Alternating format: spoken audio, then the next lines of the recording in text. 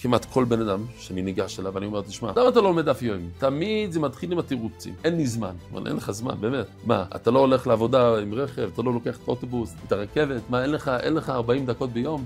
כן, זה, כן. לא, זה מדי מהר בשבילי. זה לא, שום דבר לא נקלט לי בראש. רגע, אבל זה פחות טוב מאשר לא לעשות כלום. אתה יושב בבית ולא עושה כלום. זה יותר גרוע מהיוטיוב שאתה רואה. לא, אין לי זמן. מה אין לך זמן? וכולו, תשמעו את כל התירוצים. תבינו את כל התירוצים, ואתם צריכים לדעת מה לענות להם. תגיד להם, כבר שמענו את התירוצים האלה. אני מכיר את התירוץ. אתה יודע כמה אנשים אמרו לי? אני לא טוב בגמרא. זה לא בשבילי. אבל יש לנו ילדים בני 8 ו9 ו10 שיושבים לנו בשיעור ומבינים כל מילה. מה, ילד בן 9 יותר חכם ממך? לא יכול להיות. זה אני לא מקבל. כל זה תירוצים ותירוצים. הוא יודע שזה תירוצים, הוא יודע שזה שטויות. הוא סתם מנסה לדחות אותך. ומה, למה אני מבקש ממך לעשות את הדף? כי מה, אני יצא לי משהו? כן, אולי יצא לי משהו קצת שכר, אבל אני מנסה לעזור לך, לשנות לך את החיים.